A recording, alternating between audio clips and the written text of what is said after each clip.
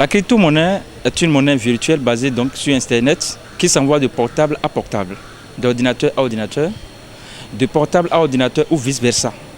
Mais tout ceci en toute sécurité, en toute liberté et en toute transparence. Avec cette monnaie, on ne peut jamais plus parler du racisme monétaire dans lequel le monde a végété, notamment les pays qu'on appelle les pays du tiers-monde. Aucun pays n'est du tiers-monde.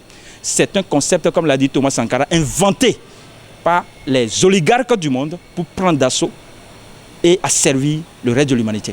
À la manière de Thomas Sankara, je dis ceci. L'Afrique appartient aux Africains. Et si Pharaon n'a pas laissé les filles d'Israël partir, mais que c'est les filles d'Israël eux-mêmes qui se sont battus, Dieu aidant, pour quitter l'esclavage pharaonique, ce n'est pas les Français qui vont libérer l'Afrique. C'est les Africains qui vont se mettre ensemble pour libérer l'Afrique. Et aujourd'hui, en dehors du pouvoir spirituel qui appartient 100% à Dieu, celui qui a le pouvoir économique sur la terre a tous les autres pouvoirs. Voilà pourquoi j'appelle tous les Africains, tous les Afro-descendants à s'intéresser à l'arme qui permet de renverser aujourd'hui la France-Afrique et la mafia-Afrique, qu'on appelle la crypto-monnaie. Car avec cette monnaie, finit le nazisme monétaire, finit la dictature monétaire, finit le totalitarisme monétaire, finit l'aristocratie monétaire, la monarchie monétaire, finit tout ce qui empêche l'Afrique de se décoller. Pourquoi? L'Afrique est le continent qui a le plus de richesses. Mais ces populations sont les plus souffrantes au monde. Amalgame. Il y a quelque chose qui ne va pas. Ambiguïté. Donc nous devons lever les équivoques. Et aujourd'hui, pour lever les équivoques, on n'a pas besoin des agrégés.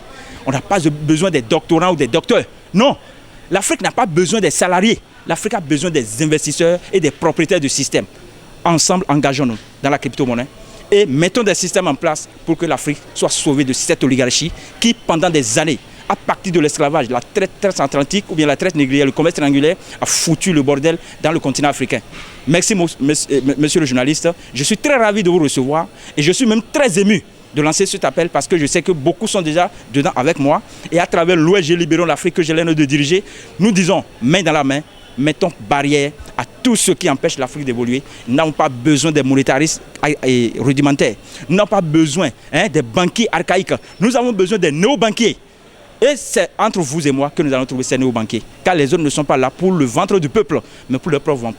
Le ventre de l'Afrique, vous et moi, nous allons le construire. Si les Africains comprenaient, alphabète ou non-alphabète, que la crypto-monnaie est venue pour mettre fin au racisme monétaire, la tendance 1 euro égale 655 francs CFA, qui permet à la France-Afrique et la mafia-Afrique de piller les ressources de l'Afrique à travers l'élite africaine, fils et filles, sœurs, confrères et consoeurs des Africains, ok?